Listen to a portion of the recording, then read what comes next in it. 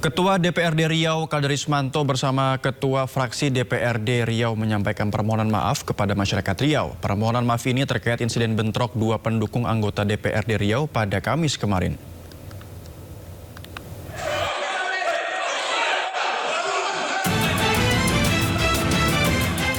Ketua DPRD Riau Kaderismanto bersama Ketua Fraksi DPRD Riau menyampaikan permohonan maaf kepada masyarakat Riau. Permohonan maaf ini terkait atas insiden bentrok dua pendukung anggota DPRD Riau pada Kamis sore di kantor DPRD Riau. Kericuhan terjadi saat rapat membahas anggaran. Kericuhan diduga terjadi antara dua anggota dewan yakni Wakil Ketua DPRD Riau, Parisman Ikhwan, dengan Ketua Komisi 5 DPRD Riau, Indra Gunawan.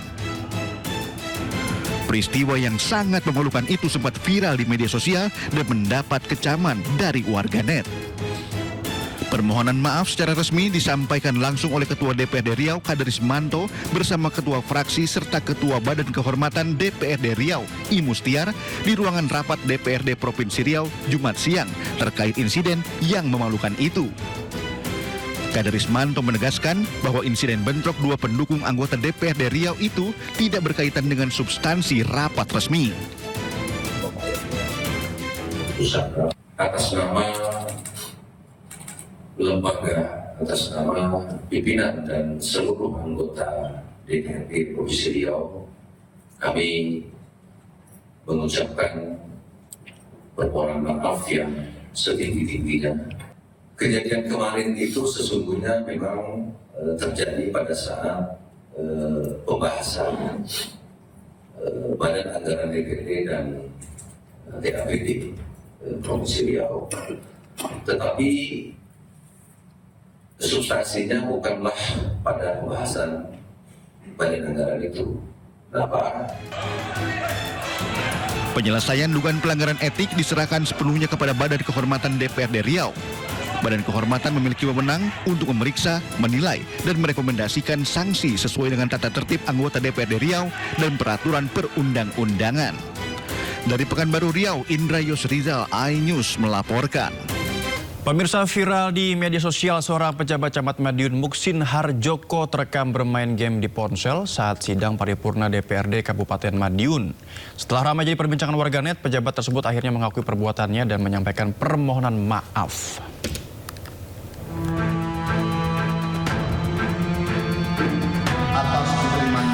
Viral di media sosial, seorang pejabat tengah asyik bermain game di telepon genggamnya di tengah rapat paripurna DPRD Kabupaten Madiun. Atas diterimanya predikat opini wajar tanpa pengecualian atau WTP yang ke-13 kalinya. Atas diterimanya.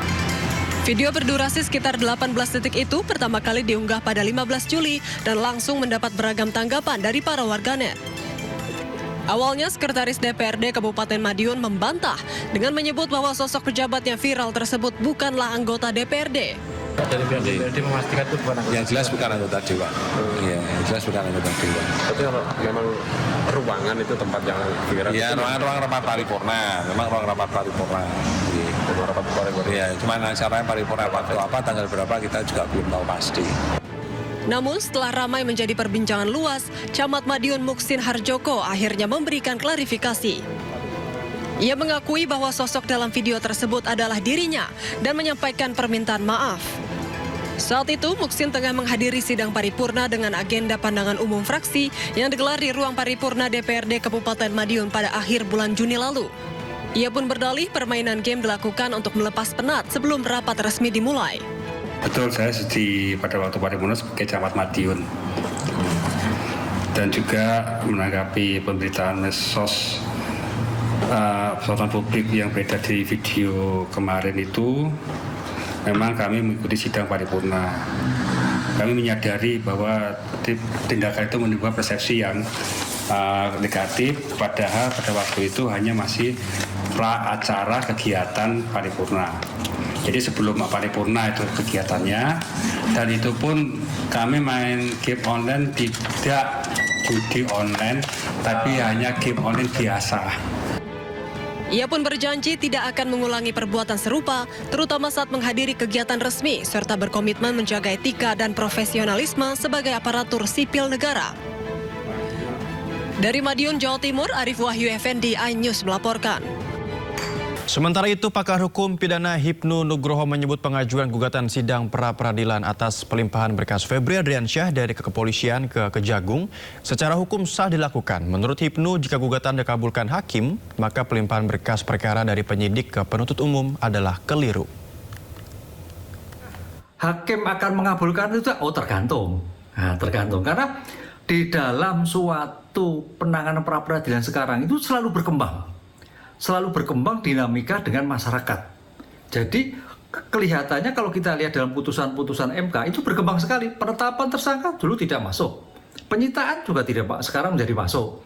Kemudian terkait dengan pemblokiran dulu nggak masuk, sekarang menjadi masuk. Nah, ini suatu perkembangan. Oleh karena itu kalau nanti upaya pra-peradilan itu diterima, dikabulkan oleh hakim pengadilan pra-peradilan, berarti ini ada suatu temuan baru, suatu ide baru bahwa ketika seorang penyidik menyerahkan pada penuntut umum itu suatu bagian yang keliru, tapi juga ditolak.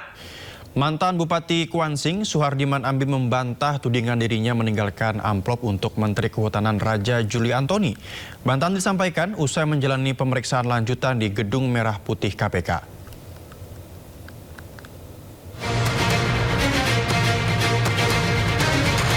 Mantan Bupati Kuantan Singingi Kuansing, Suhardiman Ambi membantah pernah memberikan amplop kepada Menteri Kehutanan Raja Juli Antoni. Bantahan itu disampaikan usai menjalani pemeriksaan di Gedung Merah Putih KPK Jumat siang. Suhardiman menegaskan amplop yang diduga berisi uang pecahan dolar Singapura tersebut bukan berasal dari dirinya. Bahkan ia mengaku tidak mengetahui adanya amplop yang disebut ditemukan usai pertemuannya dengan Raja Juli. Di amplop apa? Saya nggak tahu isinya. Apa isinya apa ya? Itu Bapak yang ngasih, Pak. Bapak yang ngasih, Pak. Gue Bapak yang ngasih. Kenapa dikasih, Pak? Kenapa dikasih, Pak? Kenapa dikasih, Pak? Kasih tanggapannya dong, Pak. Sementara itu, KPK menyatakan laporan penolakan gratifikasi Menteri Kehutanan Raja Juli Antoni telah selesai diproses di Deputi Pencegahan. Meski demikian, penyidik KPK masih mendalami pihak yang berinisiatif memberikan amplop serta motif di balik itu. Terkait dengan pelaporan gratifikasi yang dilakukan oleh Pak Menhub ini sudah case close. Sedangkan di penindakan ini masih akan terus didalami keterkaitannya. Karena dalam konstruksi perkaranya Pak Bupati setelah mengumpulkan uang dari para pihak tersebut, kemudian uang ini diberikan kepada Pak Menteri. Nah, ini tentu didalami. Maksud, tujuan, inisiatifnya dari pihak siapa, motifnya untuk apa, semuanya akan didalami oleh penyidik. Sebelumnya, Menteri Kehutanan Raja Juli Antoni mengungkapkan bahwa Bupati Kuansing Suhardiman Ambi pernah beraudiensi di Kementerian Kehutanan pada 2 Juni 2026 terkait pelepasan kawasan hutan. Usai pertemuan, Raja Juli mengaku menemukan sebuah amplop yang ditinggalkan Bupati Kuansing Suhardiman. Dirinya langsung memerintahkan agar amplop tersebut dikembalikan pada 12 Juni 2026 sebelum KPK melakukan operasi tangkap tangan terhadap Suhardiman Ambi. Tim Liputan iNews melaporkan. Dinilai cacat prosedur dan langgar hukum, pengalihan berkas perkara ex-Jampitsus Febri Adriansyah dari kepolisian ke Kejagung digugat ke pengadilan. Sementara menurut polisi, pelimpahan berkas Febri ke Kejagung dilakukan demi sinergitas antar lembaga.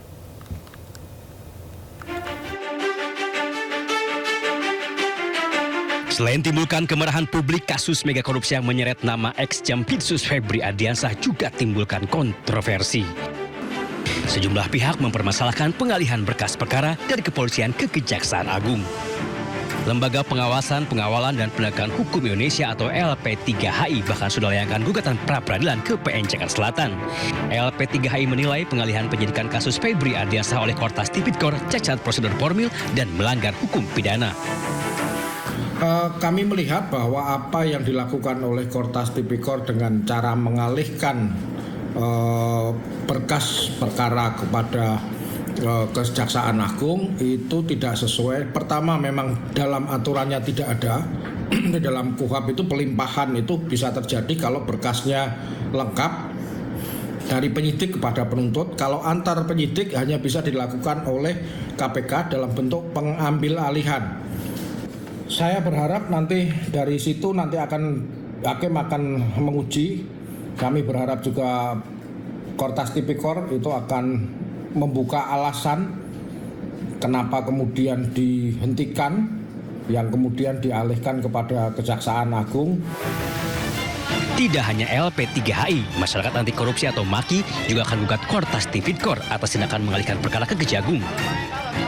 Pengalihan kasus ini dari polisi ke jaksa, itu mau Anda lawan?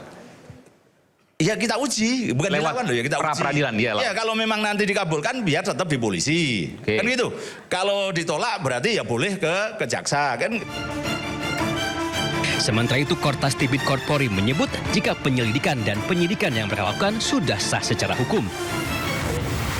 Bahwa penanganan Polri, penanganan penyidikan terhadap 3 perkara telah dilimpahkan ke Kejaksaan Agung dalam rangka untuk sinergitas. Febri Adiansah ditetapkan sebagai tersangka untuk 3 kasus korupsi, yakni pengadaan batu bara PT PLN, korupsi di PT Asabri, dan korupsi PT Krakatau Steel. Jika rekannya sesama tersangka Don Rito sudah ditahan, hingga kini Febri masih melenggang bebas. Tim Liputan iNews melaporkan.